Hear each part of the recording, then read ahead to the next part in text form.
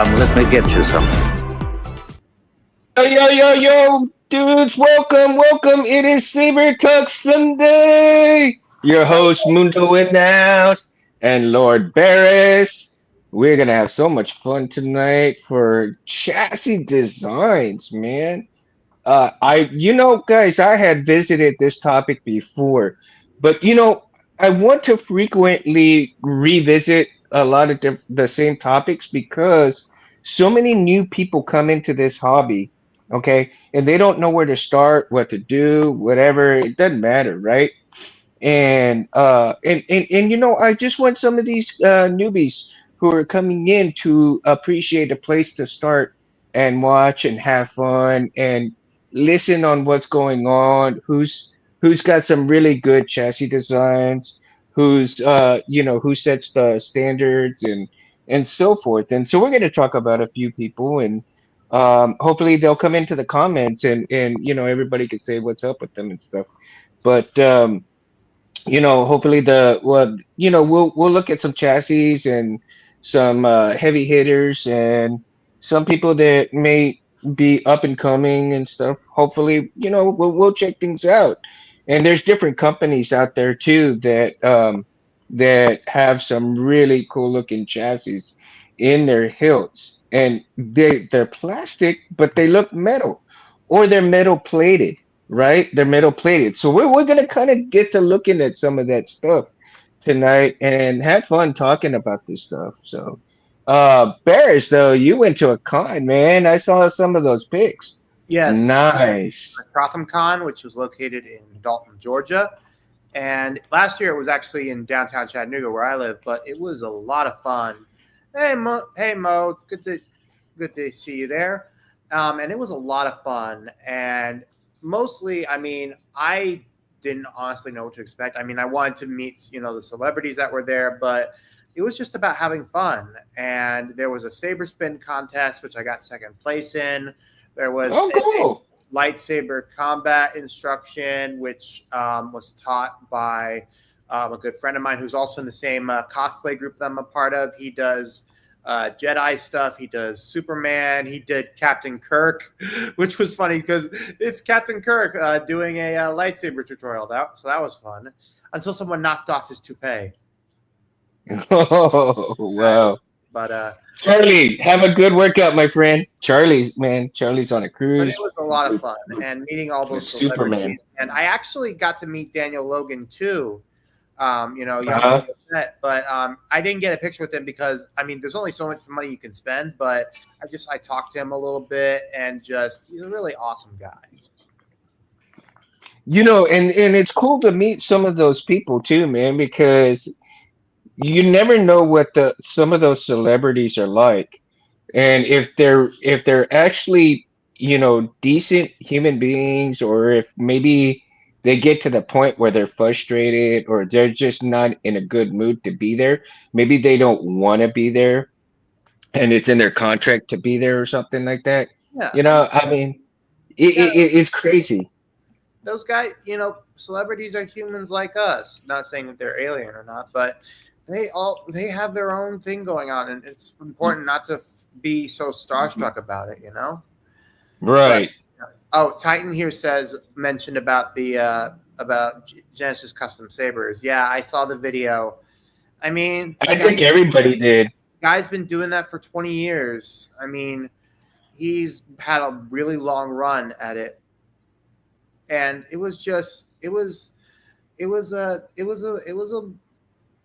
it stinks that he's gone. But I mean, there are so It many other does. people to take the yeah.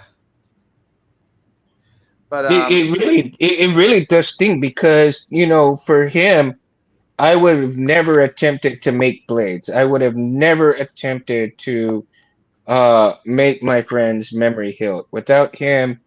And Space Window too. I mean, him, Shamim, and Space Window. Those three guys is what actually got me to realize Roy Boy, right? And I tell you, just watching them, listening to them, befriending, Space Windu, and also just listening for hours and hours to Shamim and Rob on a lot of their stuff. Jeremy, what's up, dude? Look in the Mundo shop. Yeah, it ain't much, man. All it is a husky, just It's like a a robot husky work thing. shop. Nothing wrong Yeah, with that. it's just the mobiles. It's small, dude. It's small. And Jeremy, if you don't mind, dude, we're talking about the chassis designs. So hey, Cole, what's up, man? If I might be able to kind of utilize some of your chassis designs and and show people like, hey, this is what could happen. This is what you could make, and learn from people like yourself, Jeremy, right? And Cole, also Cole's doing such amazing things with hilts and stuff like that. So, looking into the creativity that you guys do for things for the saber community itself. And for those of you who don't know and who are new to the hobby, uh, Jeremy has put out some wonderful videos in learning how to design chassis, and let alone with him and Nerf Herder Benji, they just rock it, man, and it's just unbelievable to see the process that they go through, and also the types of programs that they use to bring out those chassis, from the filament that they use, the printers that they use, the programs that they use. And I think, Jeremy, you use Fusion 360, right, as far as designing your chassis stuff, and if I'm correct. And so and he's taught a lot of people. He's taught a lot of people on how to do certain things within that program to make your own chassis. And of course, nobody really wants to copy somebody else's designs. And if you do happen to do that, make sure that you do give credit where credit is due. Not so much Fusion anymore? Wow, really? That's incredible, Jeremy. Huh. See, I'm still learning things, people, and I tell you, from good people like Jeremy, like this, it you know something, but then things change, and that's one thing that never changes, is that something will always change. Something will always change, whether you stay in the hobby or you don't. Things change. People don't stay in the hobby. Some people stay in the hobby. It depends how things go. But let's get into some of the chassis designs, and I want to start off with my chassis that Rich Sangillo has printed out for me, and I'm going to start with the balance, right? Um, the balance, which is my father's memory hilt. Okay, Mhm. this chassis right here, I painted up. And Rich had printed it out for me. And if you can see, right here is where the buttons are situated. Okay. And then here's where that little LCD screen is going to go. Back here on this side, I've got the CFX sitting there. Of course, this is a bad one. I don't want to use a good one right now. When I get ready to wire everything up properly, I will switch to the new one. So that way I know exactly where all my wires are going. And of course, the speaker is going to be right back here. The way I painted it, and I really didn't mean to, it looks like a damn Duracell battery. I mean, it looks rusted But and aged. I think it looks great that way. yeah, well, see, because the body actually rubs it quite a bit, and I used let me see here. I used most of it was the rub and buff um copper, rub and buff copper, and some of the black paint.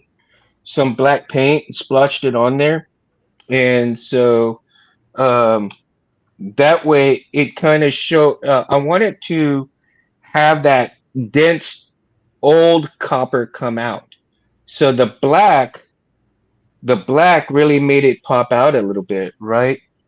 Um, and I was hoping that it would not take away it would not take away from the old look that I was going for, because since this is my father's memory hilt, my father, he was not into a lot of like expensive things, right? Oh, dude, thanks, Jeremy.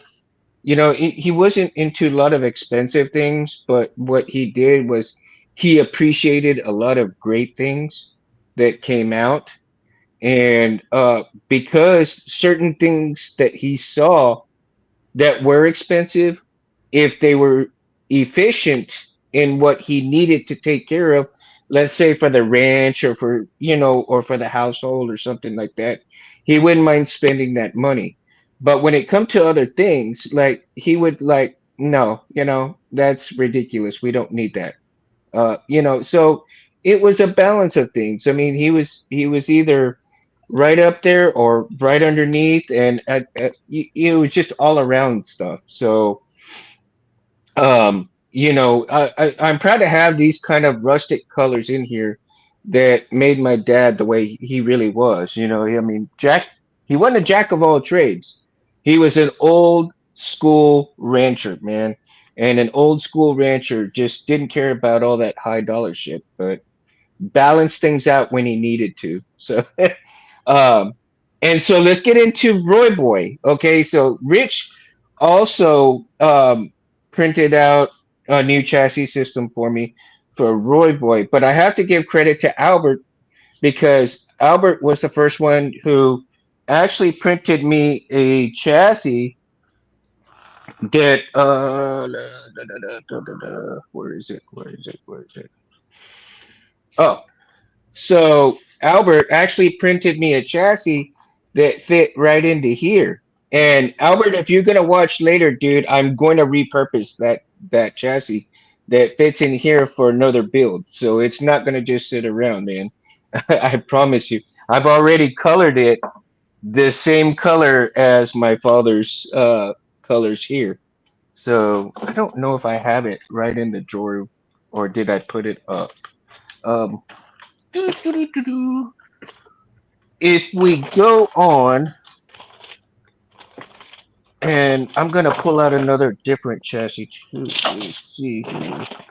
Um, yeah. Well, my father taught me everything. Um, when my mom goes, because right now my sister and I help my mom at the ranch, and when my mom goes, I'm gonna be the one taking over the ranch to do, most of the work on the ranch and stuff. So I spend part of my weekends taking care of that stuff. And for the saber stuff, I only get maybe about an hour or two if I'm lucky. Yeah, I think I put it away somewhere. Oh man, I should have pulled it out earlier and I didn't. But anyway, I'm trying to give credit where credit is due for Albert printing that out when nobody else would print it out for me. And it was just unbelievable to get the Roy Boy started. And um of course, on my part, I failed to do certain things and fried two CFXs. So with that, Rich Sangello, printed me the chassis for Roy Boy 2.0, right? So you got your battery compartment there, you got your speaker here, and of course these are Albert's speakers, and then right up here you have the pins from CC's. I've got the Golden Harvest 3 right now. I am actually deciding that I may pull out the V3 of the Golden Harvest and put in the G4, the Hmm. GH4 in here. So, I have no experience uh, with Golden Harvest, but from what I hear, the Golden Harvest 4 is definitely a much more much definitely helps. Robust. It's an upgrade for sure. I mean, like I said, I have no experience with that, so Right. It really is, from what I understand, is very much more robust. It's got a lot more sound fonts, and it's got some sound fonts from Mountain Sabers from James as well, yeah. right? Which don't get me wrong. I mean, I got in. I when I went from Xeno V3, I went directly to Profi, which I mean, I enjoy Profi. I mean, but I just that type of person. If I know something, I'm just not going to switch over to it. Mm-hmm. I mean, I did briefly use Golden Harvest when I bought a Ronin from Saberforge. It was their first Harvest RGB version, and I liked it, but I wasn't able to get much when it came to the onboard settings. And at least with Profi, I'm able to to customize and be able to do little things in it. And then when a con's coming up, like Matratham Con, I had to load up different Uh-huh. things that and check through everything. Like for example, I figured instead of having to always switch rotate on all the time, I would just simply press the button. And I'm glad I did because the button on my Graflex actually broke while I was out, and the only thing that turns it on is swing on. So I'm glad Mm-hmm. I did it when I did. So I mean, it's stuck on the A New Hope font, but I mean, it is the default, so it just works. Now, Jeremy, when you're deciding on your chassis designs, are you looking at basically the hilt, or are you looking at like maybe some Star Wars books and get your creativity from those? What's your thought processes on creating your chassis? I've looked, and I if I'm right, if I'm correct, and in watching some of Tim's from Tirfon Orbital, his videos, he gets a lot of different inspirations from some of the books and stuff, like the vehicle books, the starship books, and different things like that, right? I definitely Um, believe that when it comes to chassis design, I would say the best thing to do is when it comes to a character hilt, is think about what the character, how the character would have designed its inner chassis. Like, for example, if I was doing an Anakin AOTC, Attack of the Clones, I would have thought of something similar to that of a pod racing engine. And then as when I would go to an ROTS Slim Flex or Anti-Flex, I would think of something similar to that, but being more, I don't know, but much more durable because, I guess, wait, what? Sorry, JT Lovecraft just posted something. I'm sorry, I didn't mean to interrupt it. oh, JT's in the house. A little update. Join some classes. Action lawsuit against Meta for taking down thousands of people. Yes, dude, I heard about that. I Yeah, heard about that. Just the same as Sony. Sony was doing the same stuff, dude. there have been some So issues with that, especially with what's going on politically and social going on in the world. So, not trying to get into yeah. that, but yeah, JT, definitely, definitely keep going a good fight, and there's definitely going to be a lot more people that will join similar lawsuits with that. So, yeah, good for you, man. But I would say, but as I was saying, if I was to do an ROTS flex, I would design something that is again similar to a pod race engine, like but more durable because Anakin designed the ROTS flex to be indicative to saber fighting Mm-hmm. when fighting in engaged combat, which is that sort of thing. JT, love you too, man. we But I appreciate you being here just the same, dude. But speaking of chassis designs, the most recent addition to the wider Star Wars community was the one that Nexus put out for their Xeno V3 board, and it's priced around $150 or more, depending on which reseller goes it through. but it is an absolutely beautiful piece. The spinning crystal, it doesn't make it barely makes any sound, if not none. And the sound Hmm. quality from it, I watched the video that John Santos did, the Collector's Outpost, and it sounds amazing. And I'm hoping that it is big enough to hold a profi board in it. Hmm. Now, also, what I've seen in Jeremy's and Tim's and a few others that they are getting the brass metal incorporated into their chassis, right? Especially around the crystal chambers and a few other components along with the LEDs. And what Now, and the neat thing is go that ahead. with 3D printing, it has become so much easier to file out and make those designs look better without having to do it all by hand. Which, I mean, if you look at Martin Bayer from Germany, he's been doing graphics chassis for I think around a decade or so, and that stuff goes up to between $1,200 to $1,500. That stuff is crazy, and it's all metal.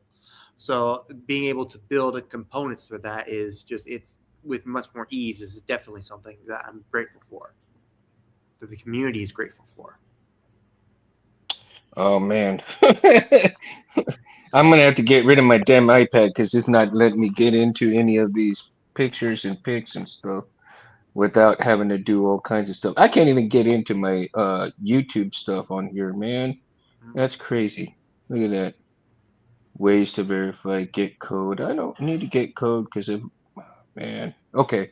Well, anyway, for those of you who are actually looking to see what I'm talking about, go on to YouTube and look at Solo Sabers and you'll see a bunch of his videos, Jeremy's videos, and see the chassis that he's designed. Or you can go on his website too. He has some wonderful STLs that he's got for his chassis that he's gone through and the tried and true stuff that he's created. And they are freaking awesome, man.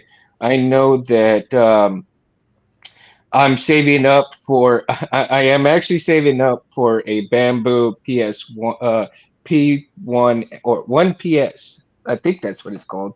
Anyway, it's a Bamboo Labs printer. It's an XY core printer. So I know there's a sale coming out pretty soon. So I might have enough to acquire one. And so when I do, I'm actually going to purchase some STLs and try to learn how to create my own chassis as well. But because I am so inspired by Tim from Tearfon and Jeremy and Benji.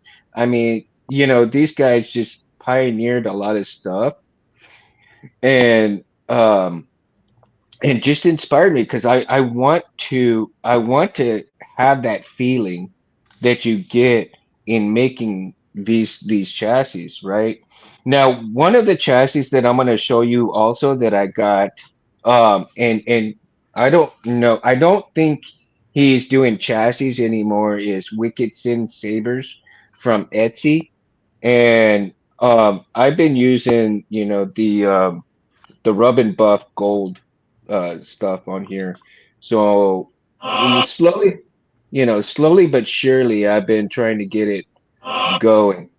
I'm also still trying to figure out how I'm going to get what kind of battery to go in here, how to set the battery, other than having to actually solder to the battery and do it that way, right?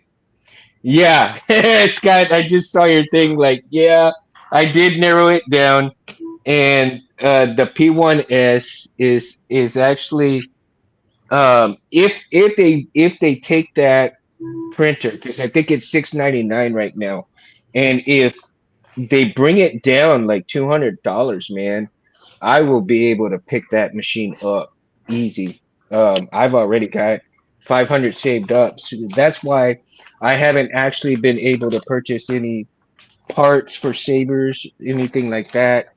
No fonts, nothing, so that I could save up to try to get a printer. Now I know there's other stuff out there that is a little bit cheaper, but there's other things that I actually want to achieve. And guys, I'm gonna move the phone just a little bit because I'm afraid it might get a little hot here pretty soon. So I'm gonna put an ice thing onto it. No problem, man. And Do what you need to do. and there we go. All right. So uh, all right. There we go. Okay. Oh yeah, dude, for sure, Jeremy. I appreciate that, man.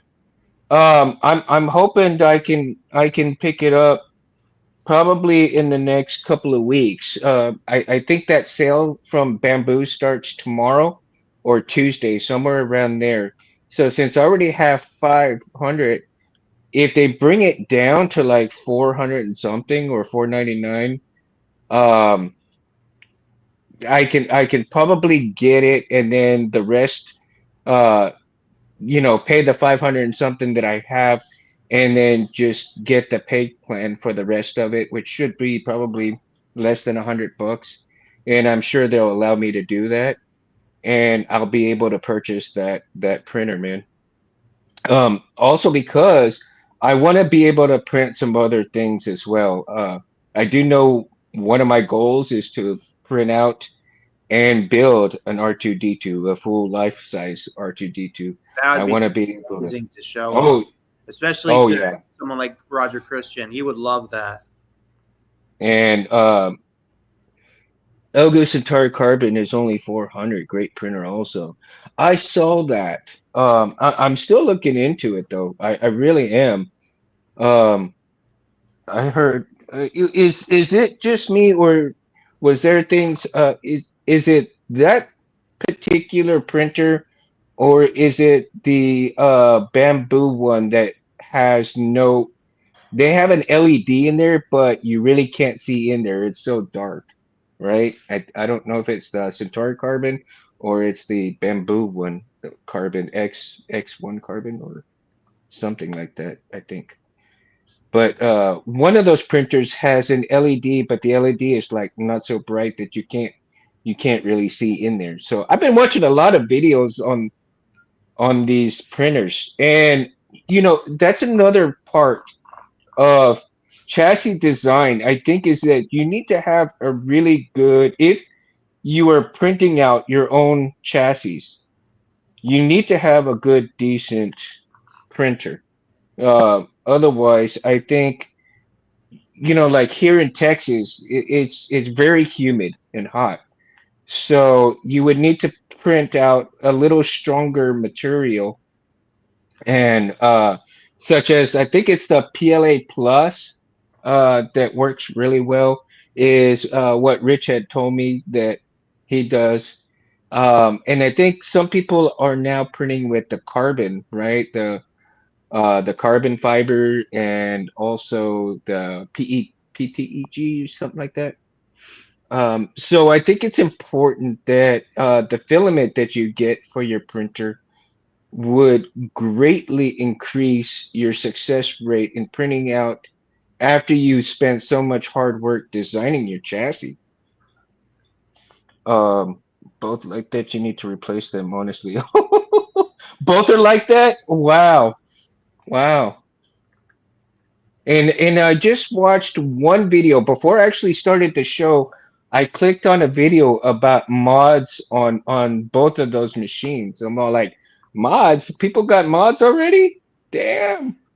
You like the carbon fiber? Okay. The ABS? Yeah. That seems like a lot of people are going to ABS and carbon fiber now. Um, I've seen that is a common denominator within the printing community. PTEG, carbon fiber, and the higher um, heating filaments. Um, One of the guys I think I was watching, Bill. Oh, what's his name? Dude, he does all the Iron Man stuff. Billy, Frank. I forgot the name of his show. Frankly Built. There you go. Frankly Built. So I've been watching quite a few of his videos.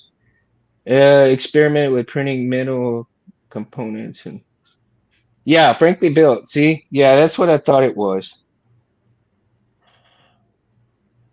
Yeah, see, and metal parts, I think make the chassis.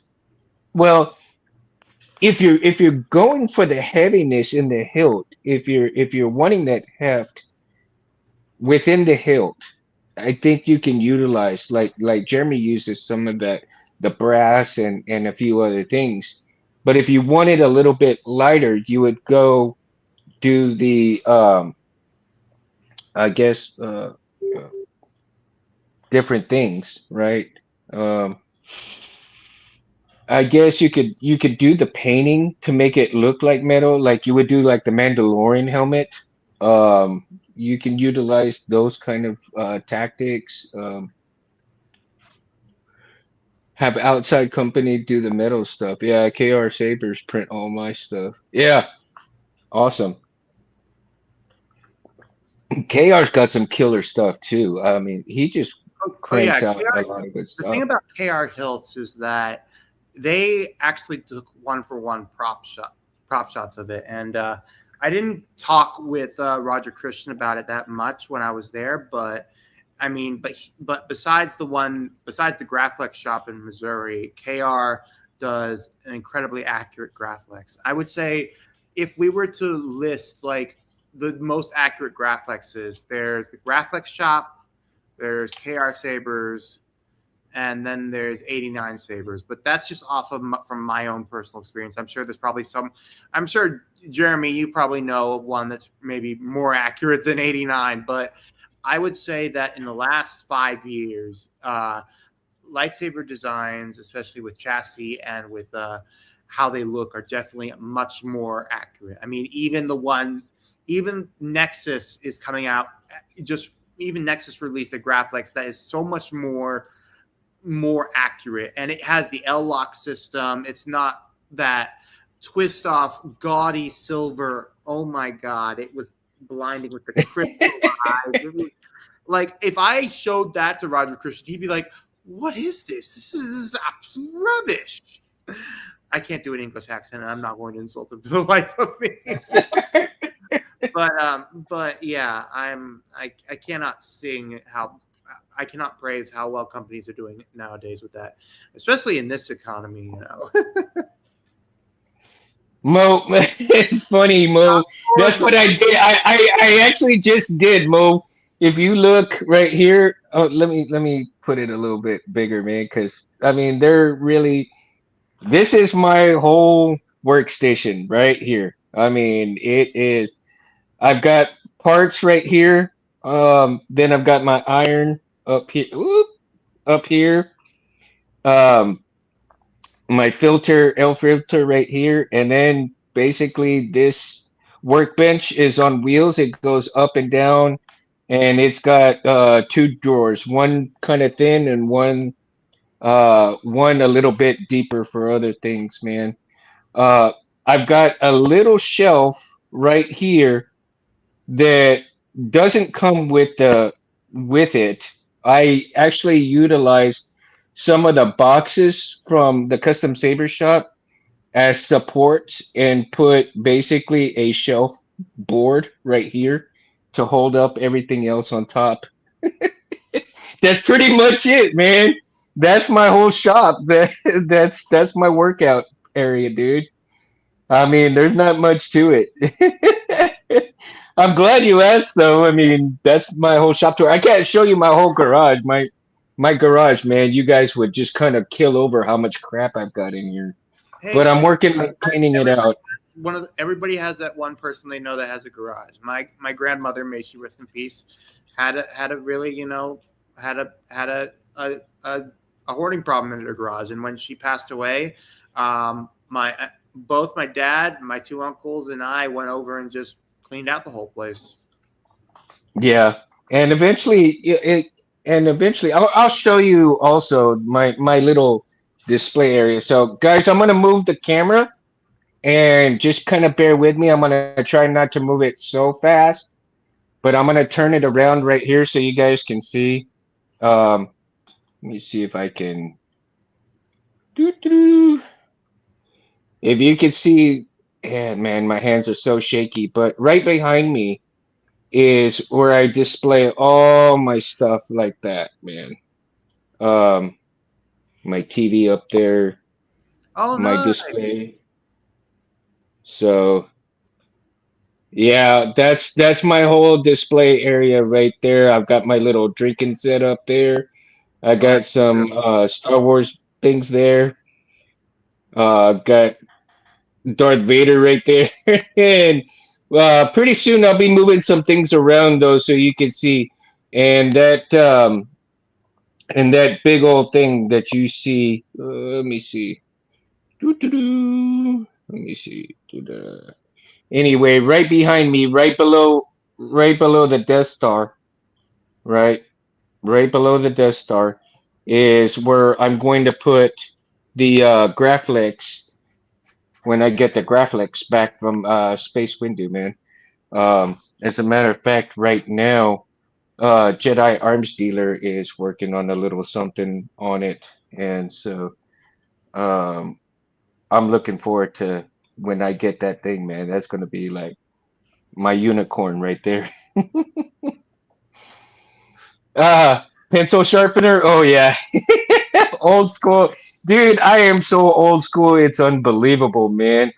I'm not gonna get any fancier than this, other than the 3D printer that I'm going to get, man. That's it. Nothing more than that. But Krishner's in the house. Hi, Chris. Krishner's in the house. What up? But yeah, guys. I mean, it's all good, dude. It is what it is. And like I said, with chassis designing though, I've looked in a lot of the Star Wars books for some inspiration, but I have to give it to for Tim and Benji and Jeremy, man. Those guys, how they come up with a lot of their stuff, and especially Tim has been knocking it out of the ballpark lately. Him and Jeremy, and Benji's been on quite a bit too. But I think it's been a while since Benji has created one chassis, but he's created some really cool stuff, man. And these guys, they just, Oh yeah. they set the bar really high, and eventually I'd like to reach that bar, man. And one day I will get there. It's gonna be slow, but one day I will get there. Yeah. Speaking of what And Crewster said about doing a Graflex, he showed me some videos. What he did was he has an Ultra Sabers ROTS Flex, and if you hmm don't know Ultra Sabers, there's some chunky, thick hilts, and he was able to get to fit a Xeno V3 chassis inside of it. From what I've seen, Oh, really? yeah, and even though Ultra Sabers are chunky hilts, they make for great sound resonation, and that is something that I very much uh, can appreciate. In fact, I might pick up. I'm if Ultra Sabers ever if I ever go to a con and Ultra Sabers is there, I will ask them to give me a full on empty Ezra hilt, based off the V, not the second one, but the first one that he had, hmm because apparently the proportion sizes are much smaller than other chunkier hilts. So I want to see about that, because and see if I can find a way to rig up not only a new lightsaber chassis, but also a separate soundboard for that plays his blaster sounds, because Okay. it could do that. It's Yeah, it's just sure. it's just complicated, I guess.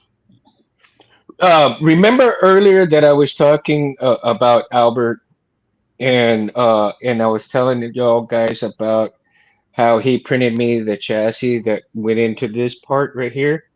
Well, Yeah. guess what, guys? I found it, and I'm going to show you guys here. Give me just 1 second. Let me get let me get it. The layout here so much faster. So check this out. Like this is Albert's work right here, man. Hmm. for a CFX, dude. A CFX fits perfectly in here as and so it was completely black. So if you could see in there, right? Completely black. And I printed it in the same colors as the balance. And and to show you guys the way it went in was just like this right here, right? Went right there and it stopped right in there. And after it stopped right there, of course, uh, I'm hoping that you guys can't picture, if you picture this part gone right here, and this went in there. So all the battery and all of the wiring were basically the battery was back here in this half right here. I had a 26 650 battery right up in this place, right? And everything else was right in the middle right here. This button this button right here was of course the recharge port, right? And this right here used to be the rice port, but now I put a 5 millimeter LED in here. And so it's a lot more functional because I don't have to worry so much about my wiring in terms of some of the wiring coming loose like I did with the jacket. It's encased in the plastic a little bit more, right? And I think if I had talked to Albert a little bit more, and we could have come up with another system too. But Albert is so busy, and he is just knocking the crap out of all kinds of things too. And as a matter of fact, if you guys have not visited Albert's shop, man, visit Albert. And he's also got some sabers for sale right now too, right? Have you been on there, Barris? I have seen Albert Flores's um post recently, including some parts, especially some Saber Forge ASP parts. Um, Mm-hmm. Not that I'm not interested per se now, but he's got some great deals, and I'm definitely sure that someone will pick him up. You know?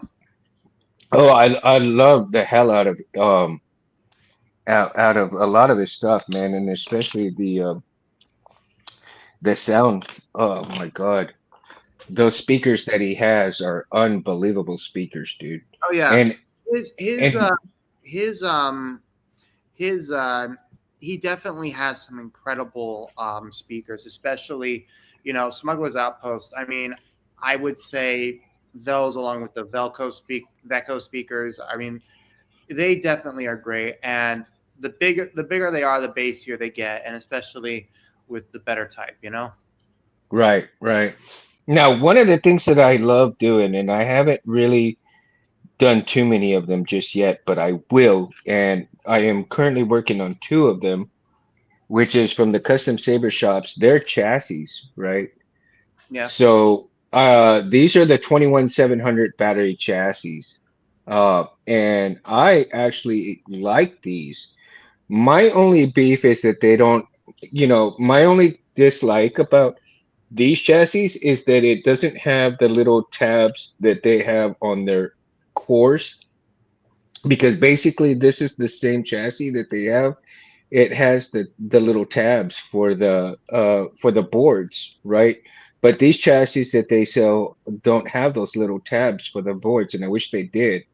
But other than that, man, uh, I was watching Reese and Anthony this afternoon, and they were working on some sabers, and of course they heat shrunk the boards, and I was thinking to myself, well, damn, that's a great idea to heat shrink the boards and then put the tape over the boards like that to hold it down, and that would work beautifully within the sabers. And of course, the bodies of the sabers, you're gonna have to go with the 1.24. Is it 1.24, 1.25 millimeters, right, on the inside diameter of the hilts. Basically your Graflex type bodies. And Uh, they and of course, I like to use the 21 700 batteries, but I also want to start utilizing again because I do have a couple of them. Is the 26 650 batteries, and so those will enable I think this the Pentastar a lot better, right? The higher the battery, the better the timing for the Pentastar, which is Mm. what I have right here on the Warlock, the Warlock hilt. So we're gonna fire up the Pentastar. Believe it's the Pentastar, if I didn't change it already. I think I put my blade up and repurposed the Pentastar hilt Yeah, blade. I'm looking. I don't have the money for that, but I'm hoping to get a dual star one day. You can purchase the kit and build yours if you decide to go I that am route. not that technical, and I do not have the space to do a technical workshop like that. Look, I Really? I'm in a studio apartment. I mean, I don't. I'm not that technical. I don't have a workshop for that. I'm not yet, but just not yet. Hmm. I mean, it takes a little small space, but for everybody's different too. One of the biggest things, make sure that you respect everybody's differences too, because again, people may not be have the same capacity to do things as others might have. And I'm Yeah, glad you said that. I'm glad you said that, Barris, because that's actually really important. Whether it be a money issue, a space issue, or otherwise, right? yeah, And thank you for bringing that up because there are a few people that decide that they want to judge people on certain things, and you know, we're here to have a lot of fun, man. And so where you come from, what you do, what you have, as long as the sabers are in it, we're in it to have fun, man. And if you got a TXQ, if you got a solos, if you got somebody else's hilt, hey, more power to you. As long as you've got a saber. Now, don't get me wrong. There are some things that I think that could be remedied a little bit because the people who are working very hard, like Jeremy and other people, that have the very fine acquired type sabers, um, you have others that are kind of trying to bring that down, right? yeah, Um, you have others that are trying to bring them down because they want to saturate the market with the cheaper stuff. And some people will say, "Hey, oh, I'm gonna get this for $150." Yeah, you're gonna get $150 saber. That's good and fine, but you won't get the quality that goes into a 400, 500, $700 saber. You're not gonna get the crystal chamber you're looking for. You're not gonna get the type of blinkies and everything else that's going to go into your chassis design that you want for that kind of money. They're going to exactly. tell you, they're going to tell you, oh yeah, dude, we'll give it to you, man. You'll get all that. You will get it. We'll give it to you. Not a problem. But guess what? When you get it, it ain't there. It Yeah, ain't there. So do your diligence, do your homework and your reputation. The reputable people, you have to do your homework if you want your chassis design to be what you really want it to be. Do your homework on the people that you are looking into, and if they're a little bit pricey, hey, like me, save up. And I mean, I can't say this enough for people because you have to decide for yourself what you want, what you don't want, whether you want quality or you just want a saber for breaking things or whatever. I mean, that is totally up to you what you want. In chassis designing, these people, they take the time they to go and research parts, research books, research videos, research all kinds of things before they even put what is in their head onto that program and bring it to life so that you could have that in your lightsaber, right? Exactly. So, so and if somebody has $150 to spend, okay, don't knock it to them because if that's what they can afford, that's what they can afford. Yeah, exactly. Now, you know, and if you got other people who can spend the 4 or 500, they can, right? It's just it's all custom stuff. I mean, and if you get a wild hair up your ass and you think you can do it, go for it. Get all this stuff. Get your irons, get your programs, get your laptops, get all of the stuff that you need to make your own custom chassis. That's the thing because if it I'll tell you the feeling that you get, you can go to TCISS and build your own chassis as well. They got chassis parts, and the chassis parts, like I said, like I showed you, yeah, like these right here, they're fairly affordable. I mean, if you're willing to take the time and put the work into it, paint it, don't paint it, it don't matter. If it goes in there, it goes in there. That's what matters, man. It's what you decide that you want to do with these chassis designs. And they can be as plain or as fancy as you want them to be. They can have as many blinkies or not so many blinkies. Depends on what you're trying to go for. Depends on what you're trying to go for. And I tell you, I love every bit of it, man. And I wanted to feel what these makers are feeling when they actually provide these chassis, and if you look at their videos and you see their videos, right? And when you accomplish something like that, there's no greater feeling. There's no greater feeling than having a chassis design that you like, that you can afford, that you can show off, and have a saber that works right with your budget, right? I mean, it's all up to you what you guys are looking for. Now I'm gonna turn this on. This is the Pentastar, by the way, that Reese gifted to me, and I am so damn proud to have it and show it off. Um, let's see here. Uh, Me do a custom chassis eventually, man. Eventually, it's gonna take a long time though. Here's another thing. If you have to go overcome some learning disabilities, okay?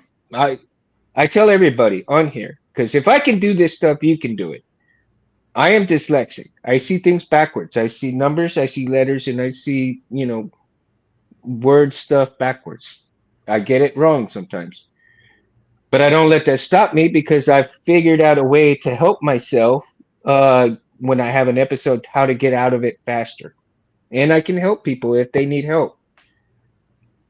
But if I can do stuff like this, if I can make sabers, and eventually I want to make my own chassis, and I will have, believe me, once I do, I will get graded by Jeremy, Tim, Mm. Benji. I want to get graded by these guys and let them know, hey, dude, what do you think?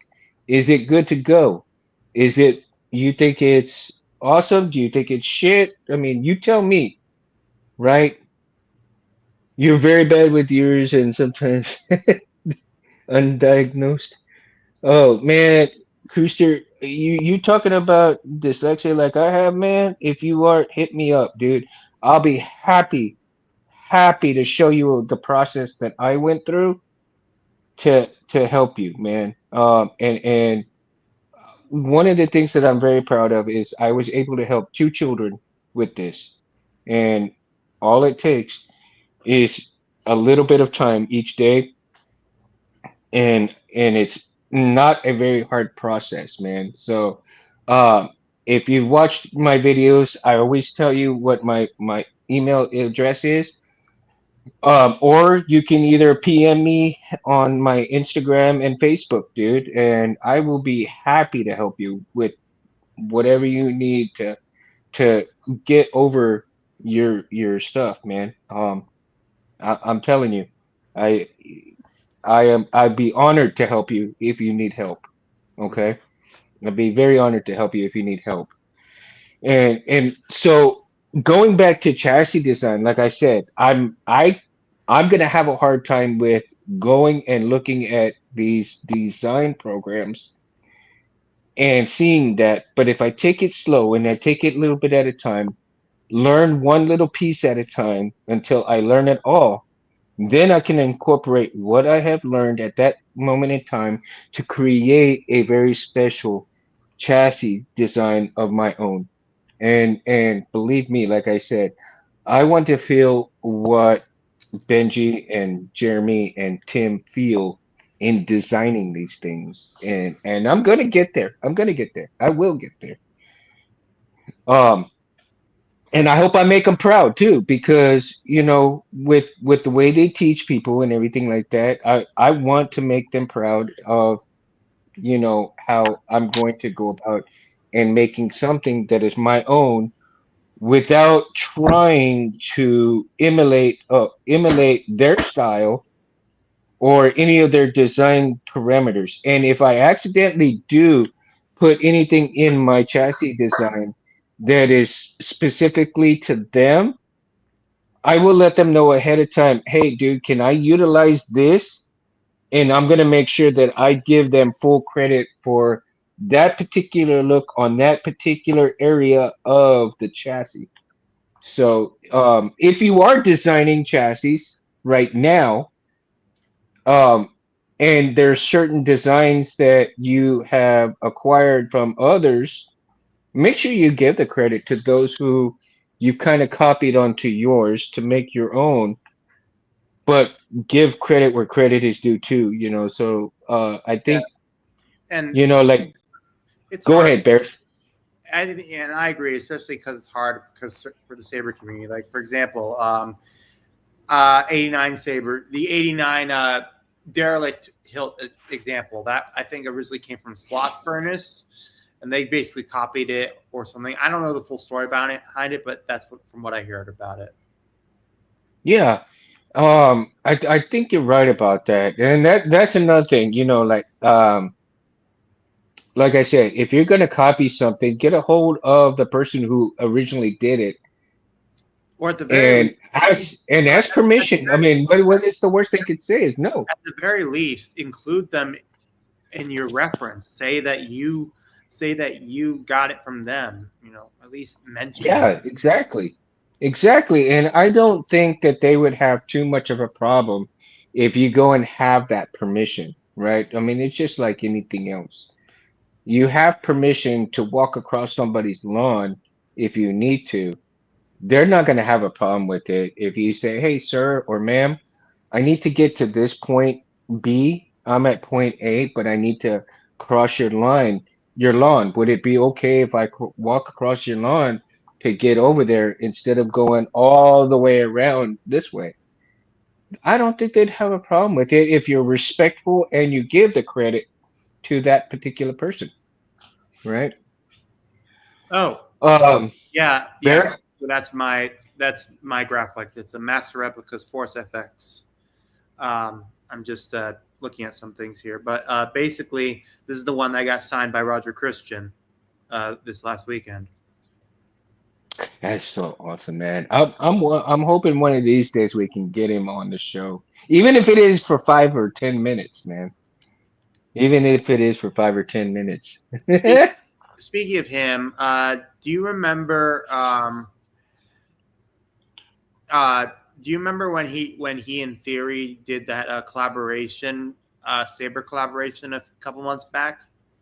Yeah, You didn't hear this from me, but he's doing it again, and this time he is doing a design based off of what Darth Vader's saber in his mind should look like. Oh And wow. I don't know what the design is. He's basically taking the top part. His inspiration comes from the top and bottom parts of the sabers that Ralph McQuarrie drew in the original uh, design. But Mm-hmm. basically, one of the features he's told me is that he's going to have a thing where when you activate the saber, there will be a light inside the hilt that looks like it's fracturing throughout the hilt. Like, Wow. yeah, like cracks, like fissures. And I can tell you this, that is definitely something that I would definitely want to buy. Although I would definitely have to talk with customer service for Theory Saber. It's ask them, can you just give me the regular sound font pack that comes usually with Profi, like Saber and whatnot? I don't want I don't I don't want the extra fonts that you guys do with Kyber fonts because I have all those fonts. So thank you, but no, just want if you can dumb down the price with no blade, I will be very happy. Yeah. Now let's go backtrack and really get into the chassis design stuff. Now, there's in the beginning of the hobby, there was really no such thing as crystal chambers when people started, especially like Rob and Shamin and Um, everybody, right? When they were doing their chassis, when they were doing most of the chassis in there were plastic, the classic plastic stuff. They were drilled out, they were, utilized the Dremel for all kinds of things. If you had some kind of piece of metal in there, the most metal that you actually had were the battery tabs, right? yeah, the closest Um, I remember with Ultra Sabers, and I think they still do this, but with their chassis, it's a simple rig up. It's a simple rig where there'd be a small thing with the battery and the board is, and the speaker, and then some wires that go to where the switch would be, and then further mhm. wires that go up into the LED. Now, and if I remember correctly, the very first kind of chassis, plastic chassis that really came to heart was made out of Delrin, right? I think it was Delrin, which was the standard for chassis. Um, and then you got people who got into the 3D printing a little bit later and started printing these chassis in PLA, and then it went into PLA plus, and then you got into the different filaments now. But they've also started getting into um, more complex features, should I say? Right? The more complex features that you have, which are the LED strips, which are the um, the LEDs inside where the pins are. You have the paint. The chassis now themselves are in black, red, the different colors. You have again now you have the little LCD screens in there. You have the what is it voltage meter stuff in there. You've got a plethora of things that have the LEDs and the blinkies, and now you've got the metal looking encasement stuff, the brass crystal chambers. So the more complex that you get within the chassis design, the more features that you want to utilize, the more expensive it's going to be.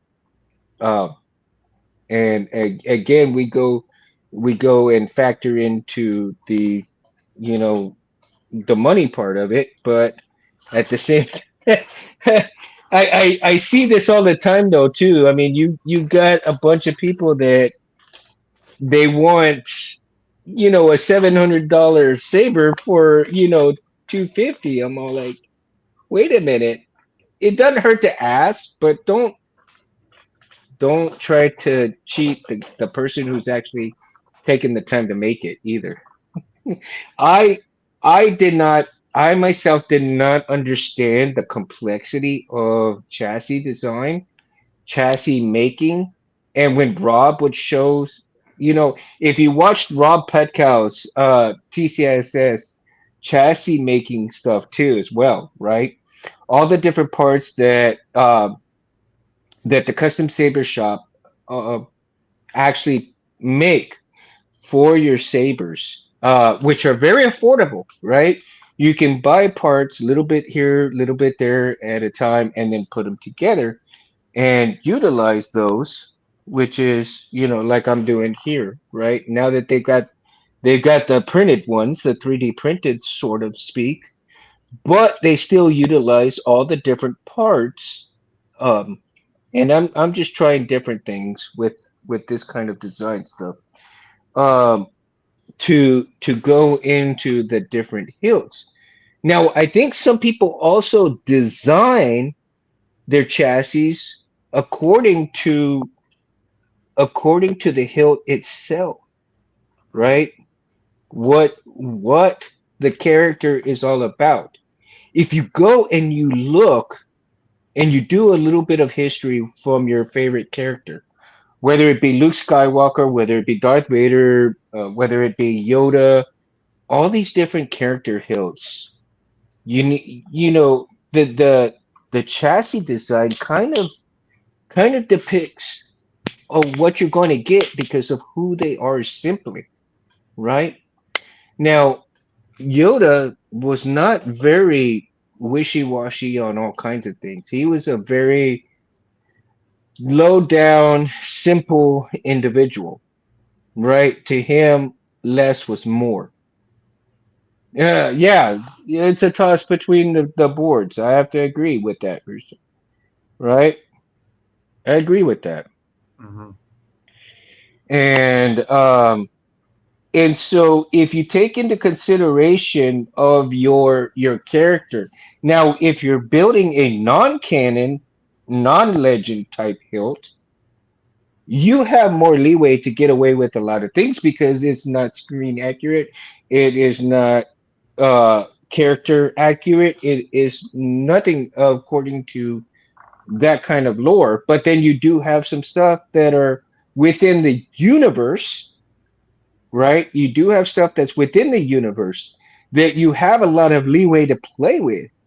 And when you have that much leeway, that much creativity to play with, you can create something very special. You can create the chassis that you want. And there's no holds barred on to the kind of things that you can get away with within that realm because it is not character specific. It is not legend or canon, so to speak, right? It's just in universe type. So you have that leeway to kind of get away with what you want or what you think that particular area that would produce these kind of chassis, if I may. And so I tell you, I'm losing people here. I'm talking too damn much. Yeah. Uh, Yeah, it's all good though. It's all good. Um, but it's Sunday, man. People need to go to bed and stuff too. They probably got yeah. to wake up earlier than I do. So if you end up getting specific lores and specific characters, I think that also kind of gives way to what your chassis design should be. A lot of people like to put airbish on their chassis designs as well. Yeah. That seems to be very popular that airbish goes on to the chassis design, Yeah, Breezy right? Superworks has done a few of those in the past, and they look absolutely amazing. Like, and people who are like, but why would you put it in language that? Because it looks awesome. I mean, if you were to do like a chassis for a Sith where it was all black and you put the airbrush and filled it in with gold, that's perfect, or red or whatever. Gloss Yeah. red, it lights up and it reflects off the light. That's Yeah. incredible. Like You people know, if something it like that. That's just awesome. okay, and I know that I'm probably gonna give somebody some kind of idea to do this because I'm saying it because I know I'm not gonna do it. But like Scott is saying, who's the man that lives on Dagobah, right? So if you take Yoda's character and you really want to kind of create a chassis around Yoda. Yoda is like I said, he's down to earth. He's not wishy washy. He's very simple. Well, So I the will the way say I would, I will say that when it comes to Yoda's lightsaber, keep in mind that there is a bit of a difference between what he had in when he was a younger Jedi and what he had in the prequels. mm, again, there lies the difference, and you're so right about that, right? No, but if you take it from where he's in Dagobah, if somebody was to design basically a chassis that would fit his lightsaber in Dagobah, I would say it would have tones of the dark green, right? Dark green and some brownish tones in there. Simply because if he was putting Arabish on the chassis itself, I would utilize the brown filament for the Arabish on the green That is a smart part idea, of the chassis, especially. right? I mean, I'm not sure what kind of material is used to keep out the elements when it comes to being surrounded, but I would say that definitely would pan out. Yes. Yeah, because it's about and it's not about the complication of Yoda. It's about the simplicity of his character. He was in there hiding, but at the same time, he's not making a fuss of getting anything fancy. If he was fancy, man, he would have never gone to Dagobah. He would have stayed there in Coruscant and did stuff, right? So, you know, in terms of character design, right? Oh, I know, Scott, right? In terms of character design, and I'm pretty sure, I mean, I'm opening my damn mouth, and people are gonna take this advice and run with it, and they'll make the money on it. But and I know I won't get any credit for it, but that's okay, man. Um, See, the thing is that if you're looking for that character design, you have to go with where you're at, who that character is. Get down into their shoes. Um, and again, I could get into something like Obi-Wan's, but I won't do that on here because I have an idea for myself, right? And I kind of want to do certain things that I can kind of not give anybody ideas on. but like I said, with Yoda anyway, to utilize the brown filament for the Arabish in his chassis. Now you also, I would kind of utilize the filament if you could to make it kind of look like a wood ring that goes for the PCB, right? Because you want to utilize trees, you want to utilize the plants. So the filament in plants goes and has the green part in the chassis itself. The trees, you bring out the browns, the dark browns, the natural colors. Now, if you're going for the lighted stuff, a light brownish color, right? You could put the Arabish in the light brownish color and a dark brownish color ring where the pins go to utilize that. And then for your speakers, you want to cover your speaker up. Um, Maybe kind of utilize some vine looking type stuff, right? So the vines are just kind of covering or wrapping themselves around the speaker, right? So, like I said, I'm pretty sure somebody's taking notes right now. and they're gonna run with that. But I tell you, if anybody sees that out there, they're gonna watch this video and know who's actually coming up with the concept. Mhm. But I would not put any like blinkies, LEDs, or anything on there like that. Yeah, I mean, You unless, for know, example, like you have an you're making an OLED screen, or making a like a shine through thing that shines through the saber. well, if you do, if a OLED screen is utilized, I would say the only setting that you should really have on it to go through there is the spinning crystal on it, right? But that's it. That's it. Nothing more than that. Because again, it comes back to the simplicity of it. Um, you want it to be as simple as you can get, because that's not who Yoda was never very wishy-washy, like I said, and he's not fancy by no means. And if he's training Jedi to see, and especially like Luke, where he tested Luke's patience, he's not going to have any patience for all that other crap in his chassis. He wants to take it out, find out what's wrong, put it back in, and be done with it. That is a fair point, but keep in mind the guy's over 800 years. He's got patience My for point what? exactly. My point exactly. He don't want to mess with it. He wants to make sure that as simple as a fix he can get and put it back in and be done with it, man. I mean, old guys are like that, dude. They don't want to fuck with nothing. They just like get it done, man. I'm done. Let it work and I'm done. Shine through that matches the window holes on his hut. Yeah, Scott, that I think that might work. I think that might work. The shine through that matches his hut.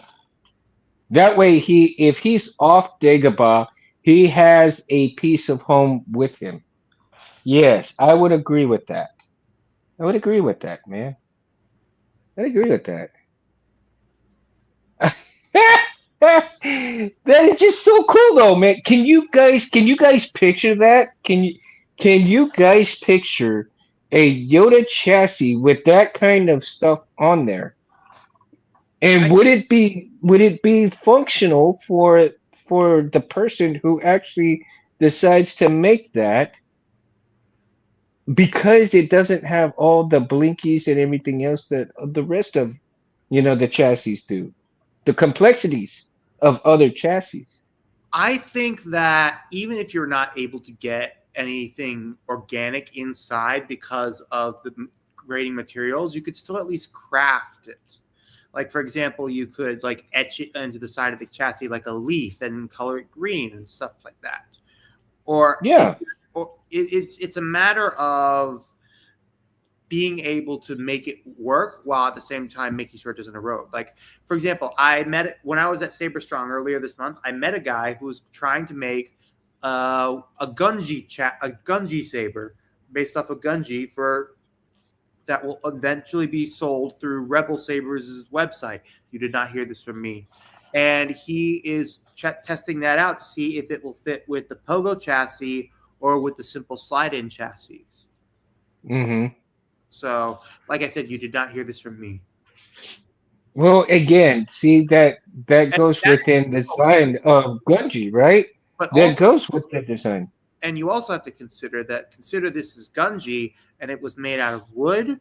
You have to also factor in that wood, even though it is a solid material, it depending on how it is shaped and morphed, can sometimes deteriorate over time depending on its exposure. So this is Yeah. something that he's definitely going to have to include because it's one thing to do a chassis, but it's another thing. And you also have to consider the temperature of that comes out from the batteries because that could probably singe the inside. And let me tell you this: if your board catches fire inside of a saber that is made of wood, you are shit up. You are up.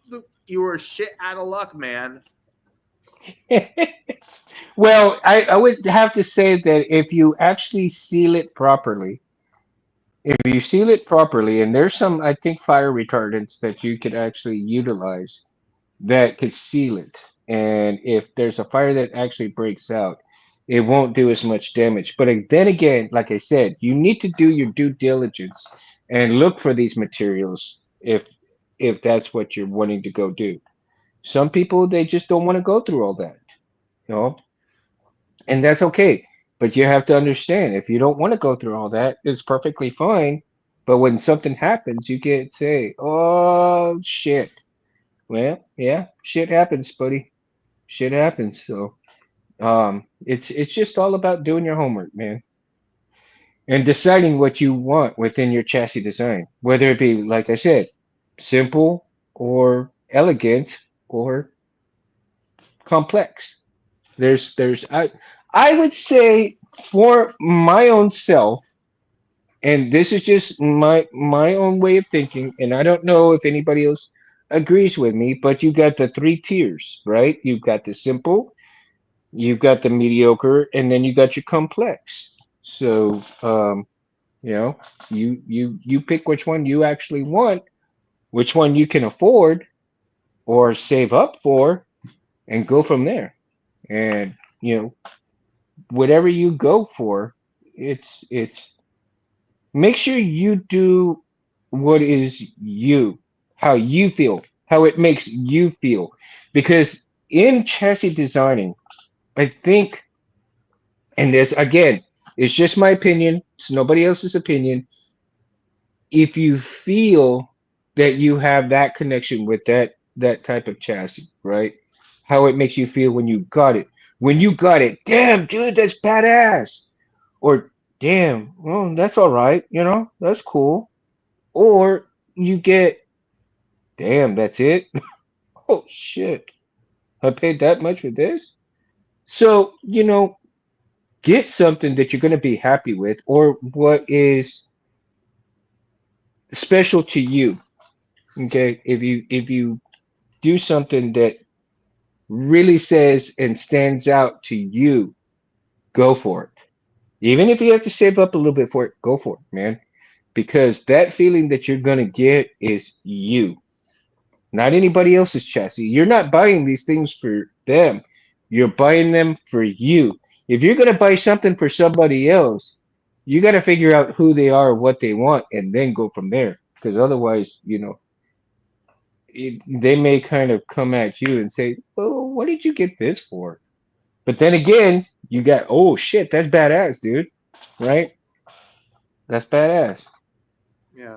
What's he say? Scott says Jimmy's videos I mentioned sound direct to chassis. Yeah, that. Oh, I'm glad you said that, dude, because battery orientation and speaker orientation, we have not covered on that either on chassis design, and so let's get into that a little bit, and then we're gonna kind of wind down the you know the live vid, man, because I'm Yeah. getting a little tired here, And plus, but. tomorrow it's a work day. Monday. I know I'm gonna be playing the Bengals song Monday in a little bit. Oh, okay. Um, God damn, dude. So I think it's important that if you have a hilt and a chassis design that brings the the speaker to the middle of the hilt. As a matter of fact, I have his crystal chamber. Oh shoot! Oh my God! I should have looked at it and I should have pulled it out and I didn't. Was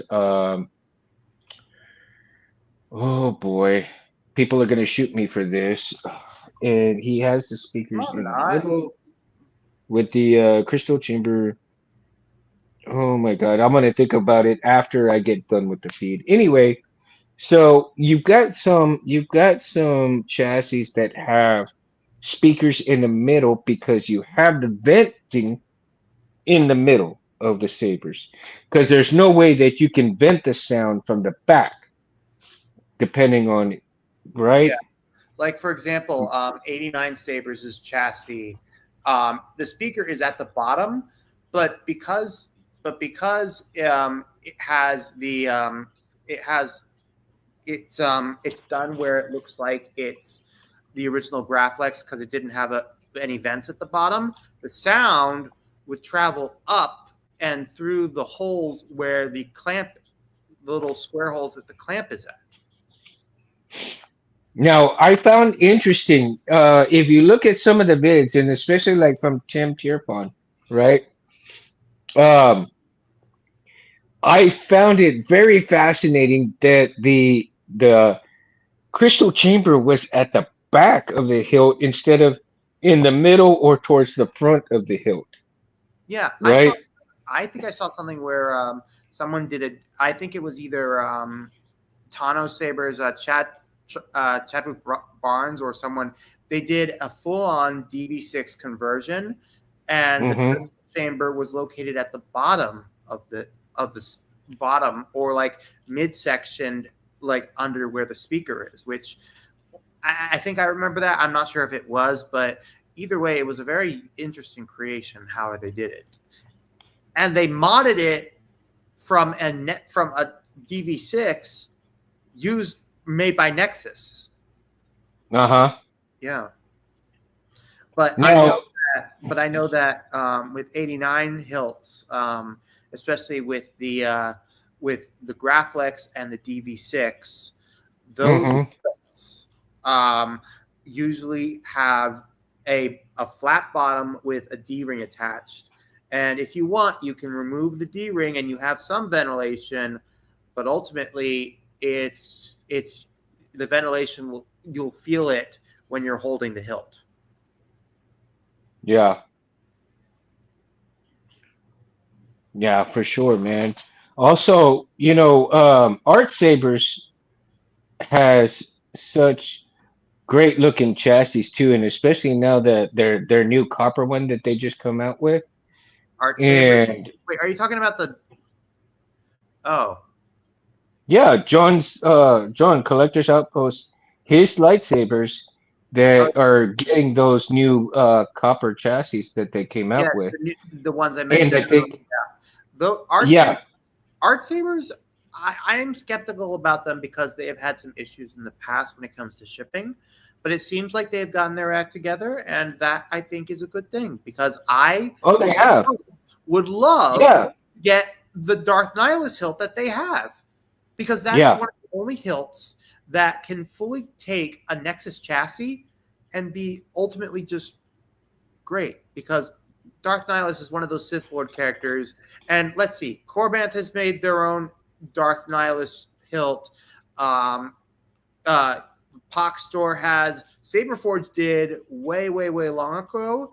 And as Philip Isherwood said, it looked like a silver unicorn shit. He's an interesting character. But ultimately, it's one of those hilts that doesn't get appreciated as much because Hmm. of the look of it. But I think it looks very beautiful, even if it does look like a unicorn silver piece of shit. Again, yeah. Well, like I said, it's the complexity of it and the look of it. But Yeah, make no Cruiser. mistake. Yeah, Cruiser. Make no No, mistake. Make no mistake. If it's a good chassis, man, go with it. I mean, that's you got to be happy with what you get as well.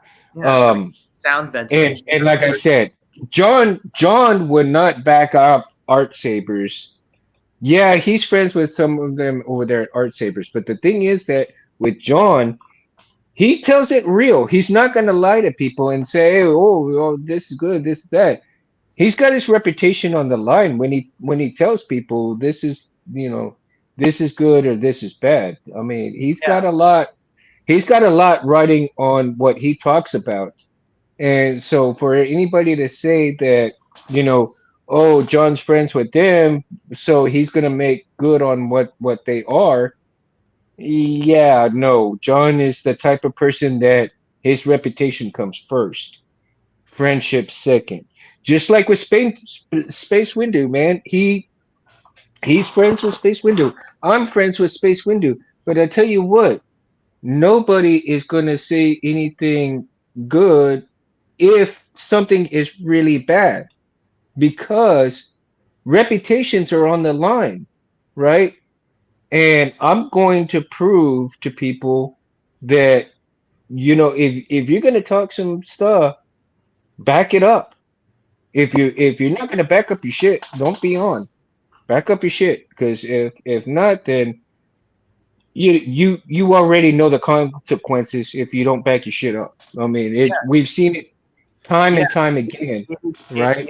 yeah, you yeah, it's it on I this that's why I love the Star Wars lightsaber community, because it's all about honor and taking one's word for it, because and in the world that we live in today, that is a bit of a dying virtue, Yeah. I which I mean, hate to say. Yeah, and here's the thing that when I do these live videos, if people gotta be honest and they say, "Hey, Mundo, your shit on here," hey, no, that's okay. Go ahead, dude. Say that I'm shit. That's fine. I'm cool with that. But what I'm doing here is I'm having fun, but I'm also providing a way for people to come and talk about stuff that they can't talk to anybody else about. And you don't have to be here. I invite people to be here, but you don't have to be here. And the people that I invite, and to come onto the show, I always say it's always an invitation. It's never a have to, right? And the people that I get on here, and the people that are in my comments, I love and I respect each and every one of these guys and ladies. Anybody who listens to this, and I'm trying to evaluate and give a way for people to escape all the bad shit that goes on in the world. And I want you to come and have fun and talk with us what you like about the Saber stuff, what you like about Sabers, what you love, where you got yours from, how much you pay for it. It doesn't matter, Come over here and have fun with us. If you can't talk to any of your family members or your friends about it because they don't want to hear about it, come on over here. I invite you. If you want to come on with me onto the show and have fun that way, and if you've got an idea that you want to talk about on the show, hit me up. I'll be happy to put your ideas, your comments, your stuff on the show, man. I like I said, it is an honor to have everybody that is in the comments. It is an honor to have everybody who watches this. And it is an honor to have friends such as Barris, John, Anthony, Jeremy, all of these guys that I respect, and hopefully they respect me just as much as I give respect back. That we make this world a better place by being in this table that we can sit down, have a drink, and talk Star Wars and chassis and lightsabers and all that good stuff, man. And I encourage the newbies out there who are just getting into the hobby. Do your homework, read your manuals, do this, do that. And if you got questions, comments, and everything, put them down in the comments. And if I can, I will get back with you. If I put my email out there all the time, Anthony, all of these guys that work on Sabers, they happy to talk and answer your questions, man. So don't feel that you can be left out because you don't know anything. I'd rather you ask questions and say, well, I'm a newbie. That's okay, dude. Ask questions, man. Ask questions. Ask away because people are happy to help you. Get where you need to be in your Saber fun, man. That's what the show is all about. It's having fun. Chassis designs, whether they're good, they're bad, it doesn't matter. Whether you can afford them, whether you save to buy what you want, it is all about you and the chassis that you pick or print or design. Okay? Somebody designs it, go for it. If you design it, go with it. If you want to buy it because you don't want to mess with either of designing and this and that, go for it. Go for it. It is all about you. It's all about you and what you like in your chassis design. Blinkies or no blinkies, exactly. right? One of the things I will say is that in choosing chassis designs, are you going for the look that you're going to a con and kind of have people, ooh, that's badass? Are you having a shelf queen that you can use a remote and people see it and they say, "Holy shit, that's badass"? Or are you walking around with one that says people are like, "Holy shit, that's badass"? So there's a lot of options out there. A lot of options out there. And you just have to kind of go with the flow and decide what you want. Trophies, what? Oh, I was right here so I can understand better. With hands on and a guy that knows what he's doing. I mean, Well, I know how to do Profi. I mean, I know the basics, but nothing like as dissimilar with it. now, Kushner, have you utilized a lot of FAT 263's stuff? Have you actually ever emailed him and asked some questions? He is just unbelievable with the profi stuff, man. Yeah, I actually Even showed I showed Diana Lee Inasato her Blade of Talzin, the Blade of Talzin blade effect, and she was very impressed, to say the least. So, the fact yeah, that I got that I got dang it, I'm word salading myself. That I got approval from Morgan Elsbeth herself. That says a ton. But yeah, dude, I would love to have her on here as well. That would be with cool. Mark Prager, yeah. Yeah, both of them together. That would be kind of cool. As a matter of fact, I should ask Mark. I need to text Mark and see if he would be willing to get her on and we can have a show with both of them together. That'd be really cool, man. That would be a show for ages to come, man.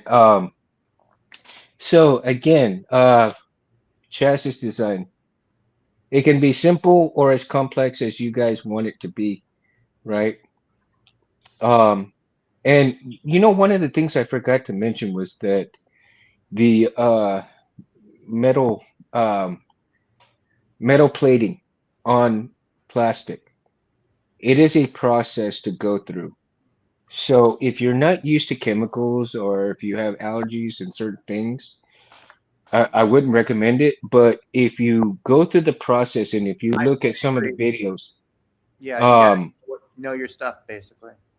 yeah, I've watched some of those videos that they're very detailed on metal plating, and it's actually a very interesting process. So if you're interested in stuff like that, go small. Do small parts, do small stuff first before you really decide you're going to put a chassis in there and then mess up your chassis. So get good with what the process is before you try anything. Um, Man, I tell you, when I first started making a blade, I watched Rob Petkow's blade making video probably thousands of times before I even put a drop of soldier on a wire and decided to do my own blade. Um, I bought boards just like this, blank boards, and practiced hours and hours of soldering to see if my big mounts would start dwindling down to little bubbles. So, for the newbies out there, man, start slow, get a couple of boards, get a good iron, and go for it. And start with one or two wires. If you feel you've gotten good at that, start with two wires and solder the two wires. Then you solder the two wires to the board and go from there, man. Once you feel comfortable doing that and you start feeling comfortable, hey, okay, I can do this. Then you get a low budget board, wire it up, you know, get all go for the manual, get the manual, read it, get all the schematics that you can, look at it, and go from there, dude. And by the time you know it, you'll be creating chassis and sabers like Jeremy, Benji, and Tim. And like I said, eventually I'll get there. My only problem is just funds, so a little bit at a time. And I'm not in any hurry. I'm not in any hurry because I've got family to take care of first. That comes first. Definitely. Playtime second. Family time first, playtime second. You do that, you got everything else you need, my friend.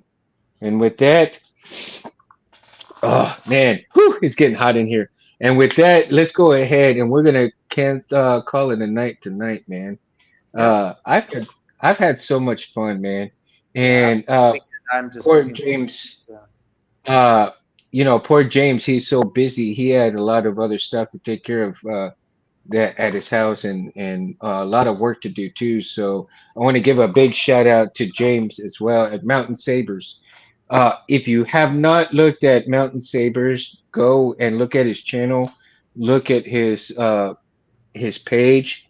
He does some awesome chassis. He does all kinds of badass fonts. I mean, you name it, and he comes on quite often to the show and co-pilots with us. So Yeah. make sure you like and subscribe to James Mountain Sabers. Check out his stuff. He's got a lot of crazy cool stuff, man. And if you're into hard rock music, he's got some very badass music too, man. I highly recommend his music. Check that out as well. I want to also thank Tim, Tirfon Orbital. I want to thank Jeremy from Solar Savers, Benji, Nerf Herders, and Albert as well. I mean, all of these guys that I have learned from, I can't thank you guys enough from learning from you guys and you teaching the world what is capable of going into their sabers. And without you guys, sabering, probably wouldn't be just as fun if Hmm. I can make that statement. And Roger for creating the Graflex in the very first saber that Graphics, the that MPP that one saber. I mean that when he created that he blossomed all of this. Yeah. And so we have to credit Roger for that. Yeah. So Roger, if you do watch this, I hope you are. Um, my thoughts, my prayers, and my thanks go out to you, man, for creating the graphics and the Saber community, dude. Um, Also, Space Windu. Uh, without Space Windu, the Saber Talk would not be possible. He started with Gabe and Harris, and after Harris passed away, he gave me the reins to come and talk Saber Talk. So without them, and without thanks to Harris, dude, the three amigos, we wouldn't have Saber Talk as well. So I know a lot of you wish that Anthony could be on here talking with us. He is super, super, super busy with a lot of other things, and I can't thank him enough for letting me get on here. And Reese is having fun. His protege, Reese, had some other engagements. Otherwise, he'd come. But he's gonna watch this a little bit later, and I'm sure that he'll probably comment on some stuff later too, right? Um, Chassis upgrades. Yeah, man, we need to talk about chassis upgrades sometime for sure. I need to do a little bit of homework on that kind of stuff. Chassis upgrades as opposed to what people are offering right now and the upgrades that you can actually get or downgrade. I mean, some people may have to downgrade on certain things, right? So we'll talk about stuff like that for another time, man. Uh, Definitely. and old boards. I think we need to do a show on specific boards as well, and that is eventually coming.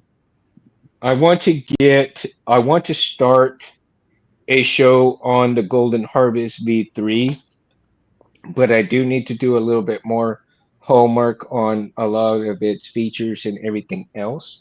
So I will kind of work on that and we can talk and we will have a show on the Golden Harvest V3 and talk about it and we'll go from there.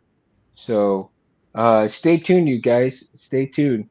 Hmm. Like and subscribe to Civilized Sabers. You can watch it. And check out my Go ahead. Instagram, the Southern Skywalker. I am, as I said, I'm back from a Tropicon, and I have got photos and stuff galore, including meeting Roger Christian, Diana Lena Santo, Vivian Blair, and T.C. Carson.